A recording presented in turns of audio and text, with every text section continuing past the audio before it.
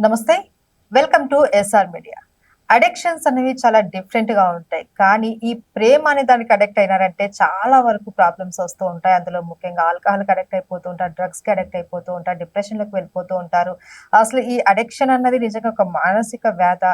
దీనికి ట్రీట్మెంట్ ఉందా? దీని నుంచి బయట పడాలి అనంటే ఏమైనా సొల్యూషన్ ఉందా? దీని గురించి అడిగి తెలుసుకునే ప్రయత్నం చేద్దాం. మనతో పాటు ఉన్నారు ఫెడికస్ హోమియోపతి నుంచి డాక్టర్ భరద్వాజ్ గారు. వారితో మాట్లాడి. నమస్తే సార్. నమస్తే అండి. సార్, ఈ అడిక్షన్ అన్నది నిజంగా ఒక మానసిక వ్యాధా? లేకపోతే ఏంటి దాన్నేమనాలి? ఒకసారి చెప్తారా?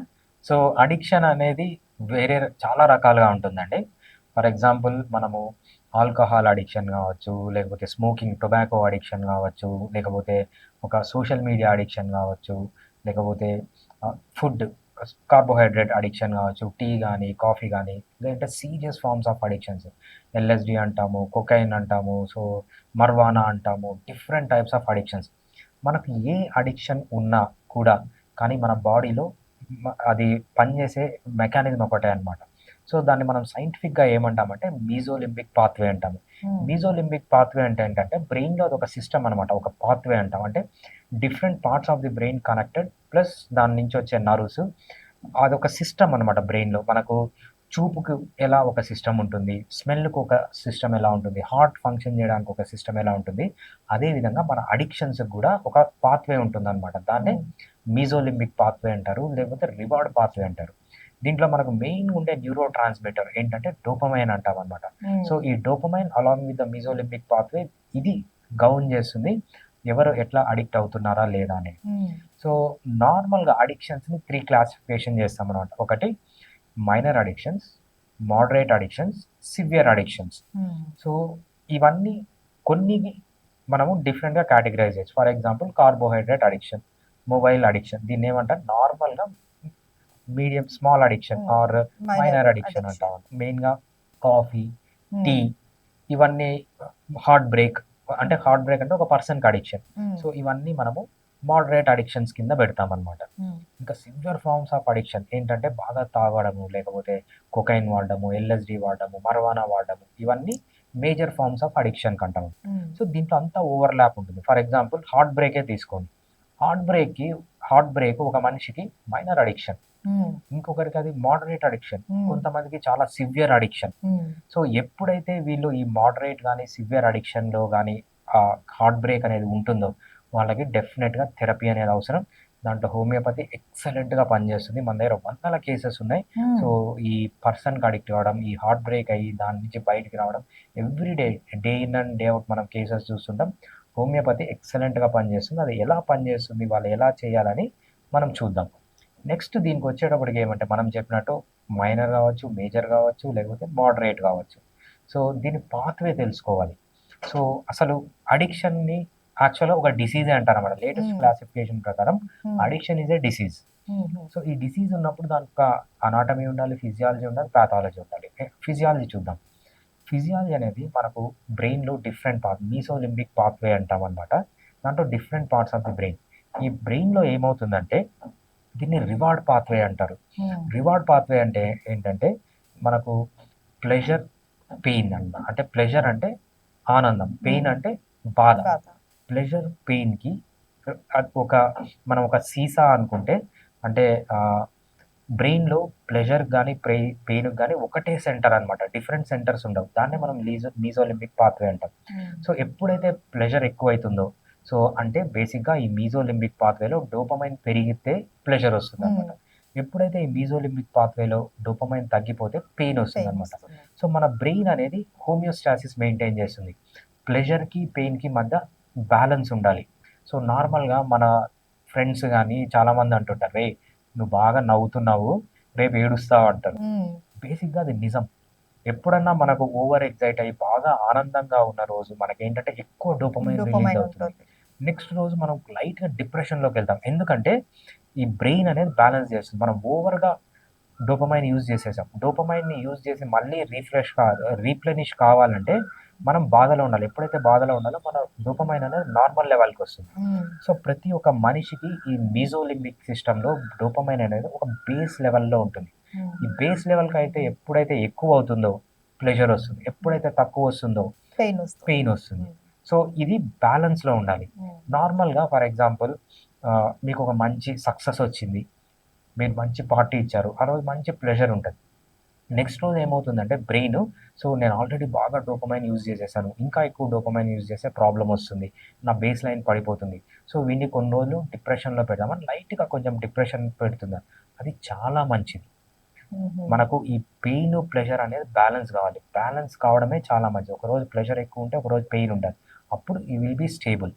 లేదు ఎక్కువ ప్లెజర్ ఉంది, లేకపోతే ఎక్కువ పెయిన్ ఉందన్నా కూడా ప్రాబ్లమ్ అనమాట. ఇక్కడ వీళ్ళు చేసే ప్రాబ్లమ్ ఏంటంటే, ఫర్ ఎగ్జాంపుల్ ఒక అమ్మాయి వీళ్ళతో మాట్లాడింది, ఒక అబ్బాయి వీళ్ళతో మాట్లాడింది. ప్లెజర్ వచ్చింది. రెండో రోజు మాట్లాడలేదు. కొంచెం పెయిన్ ఉంటుంది. ఫైన్. ఈ ప్లెజరు, పెయిన్ బ్యాలెన్స్ కావట్లేదు. వీళ్ళు ఏం చేస్తారంటే, నాకు ఈ పెయిన్ వద్దు, నాకు ప్లెజరే కావాలని వాళ్ళ వెంట పడతారనమాట. అమ్మాయి గాని, అబ్బాయి గాని pleasure, pleasure, pleasure, dopamine, dopamine, dopamine, dopamine. ఫైనల్‌గా ఏమవుతుందంటే ఒక రోజులో అది క్రాష్ అవుతుంది. డోపమైన్ లెవెల్స్ అనేవి బాడీలో పడిపోతాయి. బేస్ లెవెల్ హైపోథెటికల్‌గా 5 ఉందనుకోండి. సో ఒక అమ్మాయితో ఒక అబ్బాయితో మాట్లాడినప్పుడు 6కో, 7కో వెళ్తుంది. ఎప్పుడైతే వాళ్ళు మాట్లాడరో అది మళ్ళీ 4కో, 5కో వచ్చి కొన్ని రోజుల తర్వాత నార్మల్ 5కి మళ్ళీ వస్తుంది. ఎప్పుడైతే మాకు ఈ పెయిన్ వద్దు, we want pleasure, pleasure, pleasure అని ప్లెజర్‌లోకి వెళ్తారో, ఎప్పుడైతే అది క్రాష్ అవుతుందో బిలో బేస్ లైన్ పడిపోతారనమాట. థర్డ్ హైపోథెటికల్‌గా ర్యాంక్ 3లోకి పడిపోయారనుకోండి. అప్పుడు దాన్ని మనం డిప్రెషన్ అంటాము, యాంగ్జైటీ అంటాము, ఇరిటేషన్ అంటాము. ఇవన్నీ వస్తాయి. సో బేసిక్‌గా ఇదేంటంటే ఈ ప్లెజర్, పెయిన్ బ్యాలెన్స్ అనేది మనం లేకపోవడంనే ఈ ప్లెజర్ ఎక్కువ వచ్చి ఆ డిప్రెషన్‌లోకి వెళ్ళడాన్నే మనము హార్ట్ బ్రేక్ గాని ఏమన్నా అంటాం. అయితే ఈ హార్ట్ బ్రేక్‌కి ఏంటి సార్ సొల్యూషన్ ఏంటి? అంటే చాలామంది సైకాలజిస్ట్‌ని కలుస్తూ ఉంటారు. వాళ్ళ దగ్గర కౌన్సెలింగ్స్ అవి తీసుకుంటూ ఉంటారు. అక్కడితో సరిపోతుందా? లేకపోతే దీనికి మెడికేషన్ ఏదైనా ఉందా? దీనికెళ్ళే ముందు ఒక చిన్న ఇదండి. మనకు అడిక్షన్స్ దేని వల్ల వస్తాయి? అడిక్షన్స్‌ని 2 వల్ల వస్తాయి. ఒకటి బిహేవియర్స్ అంటాము. ఒకటి సబ్‌స్టెన్సెస్ అంటాం. బిహేవియర్ అంటే లవ్ ఫెయిల్యూర్ అనేది ఒక బిహేవియర్. సో ఒక అమ్మాయితో అడిక్ట్ కావడం, ఒక అబ్బాయితో అడిక్ట్ కావడం అనేది ఒక బిహేవియర్. లేకపోతే మొబైల్ చూడడం అనేది ఒక బిహేవియర్. షార్ట్స్ చూడడం అనేది ఒక బిహేవియర్. వీడియో గేమ్ ఆడడం అనేది ఒక బిహేవియర్. ఈ బిహేవియర్ చేసినప్పుడంతా డోపమైన్ పెరుగుతూ పోతుంది. ఎప్పుడైతే అది చెయ్యరో they will go into pain. ఇది బిహేవియర్. Next substance. సబ్‌స్టెన్స్ అంటే ఏంటి? ఆల్కహాల్ గానీ, ఎల్ఎస్‌డి గానీ, మర్వానా గానీ, డ్రగ్స్ గానీ ఈ సబ్‌స్టెన్స్ తీసుకున్నా కూడా బ్రెయిన్‌లో డోపమైన్ పెరిగి వీళ్ళకి ప్లెజర్ వస్తుంది. అవి తీసుకోకపోతే పెయిన్ వస్తుందనమాట. సో సబ్‌స్టెన్స్ అండ్ బిహేవియర్ ఈ రెండిటికి పాథాలజీ ఒకటే. మళ్ళీ మీజోలింబిక్ పాత్వేనే. నెక్స్ట్ మీరు అడిగిన క్వెషన్‌కి టిప్స్ ఏంటి? ఫస్ట్ మనము మన హార్ట్ బ్రేక్ అనేది మీ హార్ట్ బ్రేక్ అనేది ఎక్కడుంది? మీడియంలో ఉందా? మైనర్‌లో ఉందా? మేజర్‌లో ఉందా? సో మీడియంలో గానీ, లేకపోతే మైనర్‌లో గానీ ఉంటే సింపుల్ టిప్ ఏంటంటే ఒక సింపుల్ టెక్నిక్ అనేది డోపమైన్ ఫాస్ట్ అంటారు. డోపమైన్ ఫాస్ట్ అంటే మీనింగ్ ఏంటంటే మనకు ఫాస్టింగ్ వినింటాం. ఫుడ్ ఫాస్టింగ్ వినింటాం. వాటర్ ఫాస్టింగ్ వినింటాం. అట్లనే డోపమైన్ ఫాస్ట్ అంటే ఏంటంటే 30 రోజులు మీకు ఏదైతే అడిక్షన్ అనుకుంటారో దానికి దూరంగా ఉండడం. ఫర్ ఎగ్జాంపుల్ ఒక అమ్మాయికి అడిక్ట్ అయ్యారు, లేదంటే ఒక అబ్బాయికి 30 రోజులు ఎటువంటి కాంటాక్ట్ పెట్టుకోకూడదు వాళ్ళతో. ఎటువంటి కాంటాక్ట్ వాళ్ళతో మాట్లాడడం గానీ, మాట్లాడడానికి ట్రై చేయడం గానీ, లేకపోతే వాళ్ళు ఏం చేస్తున్నారో స్టేటస్‌లో చూడడం గానీ, సోషల్ మీడియా స్టేటస్ చూడడము, వాళ్ళకి హాయ్ మెసేజ్‌లు పంపించడం, బాయ్ నథింగ్. 30 డేస్‌లో వీక్స్‌లో డివైడ్ చేద్దాం. ఫస్ట్ 2 వీక్స్ అనేది హారిబుల్‌గా ఉంటుంది. తట్టుకోలేరనమాట. థర్డ్ వీక్ అనేది ఎలా ఉంటుందంటే వాళ్ళకు వాళ్ళకి కాన్ఫిడెన్స్ వస్తుంది. నేను ఉండగలను. Fourth week they feel happy. So ఈ డోపమైన్ ఫాస్టింగ్ అనే టెక్నిక్‌ని యూజ్ చేసి 1 మంత్‌లో బయటికొచ్చేయొచ్చనమాట. దీంతో పాటు అడిషనల్‌గా టిప్ ఏంటంటే నిద్ర అనేది చాలా ఇంపార్టెంట్. నిద్ర అనేది మనకు రాత్రి నుంచి పొద్దున వరకు ఒక కంటిన్యూ ప్రాసెస్ కాదు. స్లీప్ అనేది మనకు 90 మినిట్స్ సైకిల్ ఉంటుంది. ఫస్ట్ 90 మినిట్స్ ఒక సైకిల్, తర్వాత ఒక సైకిల్, తర్వాత అట్లా 90 మినిట్స్ సైకిల్ ఉంటుంది. ఈచ్ సైకిల్‌లో మళ్ళీ 2 ఫేజెస్ ఉంటాయి. ఒకటి రెమ్ స్లీప్ అంటాము. ఒకటి నాన్ రెమ్ స్లీప్ అంటాము. సో ఫస్ట్ వచ్చేది నాన్ రెమ్ స్లీప్. సెకండ్ వచ్చేది రెమ్ స్లీప్ అంటామనమాట. డీప్ స్లీప్ అంటామనమాట. ఈ రెమ్ స్లీప్‌లో ఏమవుతుందంటే సో మనకు కలలొస్తాయి. అజిటేషన్ ఉంటుంది. దీంట్లో ఏమవుతుందంటే ఏదైతే మన ఎమోషనల్ ట్రామా ఉంటుందో ఆ ట్రామా నుంచి మనకు బయటికి వస్తామన్నమాట. అంటే ఎమోషనల్ స్టెబిలిటీ అనేది మనకు సెకండ్ ఫేజ్ ఆఫ్ ది స్లీప్‌లో వస్తుంది. అందుకు మీరు గనక మంచిగా నిద్రపోతే both quality and quantity at least 7-9 hours గనక మీరు నిద్రపోతే ఏమవుతుందంటే యూ విల్ బి మీకు ఈజీ అవుతుంది. హార్ట్ బ్రేక్ నుంచి బయటికి రావడానికి. చాలామంది అంటారు time will heal your heart break అంటారు. But not time.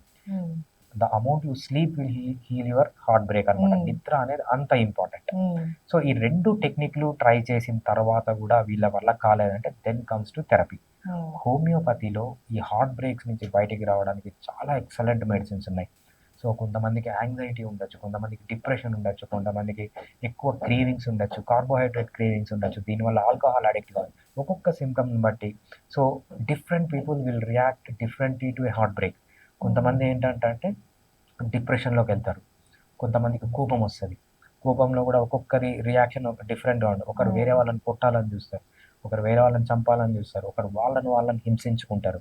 అదేవిధంగా ఒక రివెంజ్ మూడ్‌లోకెళ్తారు. సో డిఫరెంట్ వాళ్ళ రియాక్షన్‌ని బట్టి, వాళ్ళ కాజ్‌ని బట్టి, వాళ్ళ డ్యూరేషన్ బట్టి హోమియోపతిలో ఎక్సలెంట్ మెడిసిన్స్ ఉన్నాయి. సో మనం ఈ ఇంటెన్సిటీ ఆఫ్ హార్ట్ బ్రేక్‌ని గాని, ఆ పెయిన్‌ని గాని, ఆ ఫ్రీక్వెన్సీ ఆఫ్ ది పెయిన్‌ని గాని, ఆ డ్యూరేషన్ ఆఫ్ ది పెయిన్‌ని గాని స్లోగా తగ్గించి వాళ్ళని మళ్ళీ నార్మల్ స్టేజ్ చేసిన కేసెస్ మన దగ్గర చాలా ఉన్నాయి. Homeopathy plays vital role in case of heart break. So ఈ హార్ట్ బ్రేక్ తో బాధపడుతున్న వాళ్ళు ఎవరైనా సరే నాకు తెలిసి చాలా మంది ఉంటారు. ప్రతి ఒక్కళ్ళు ఎక్స్పీరియన్స్ చేసే ఉంటారు వాళ్ళ లైఫ్ లో. సో ఈ మధ్య కాలంలో ఎక్కువగా ఈ హార్ట్ బ్రేక్ కి ఎక్కువ ఫీల్ అయిపోయి ఒక social media social media addiction కి గానీ బాగా ఎక్కువ అడిక్ట్ అయిపోయేసి దాని నుంచి బయటపడలేక ఇబ్బంది పడిపోతున్న వాళ్ళకి బెస్ట్ చాయిస్ హోమియోపతి మెడిసిన్ అనేసి చెప్తున్నారు. సో ప్రతి ఒక్కరికి యూజ్ అయ్యే కంటెంట్ సార్ ఇది. ఎందుకంటే ప్రతి ఒక్కరి లైఫ్ లో ఏదో ఒకటి అడిక్షన్ అనేది ఉంటుంది. సో దాని నుండి బయట పడలేక ఎలా పడాలో తెలియక ఆలోచించే వాళ్ళకి నిజంగా best solution. Right. Okay. Thank you so much thanks sir. అండి.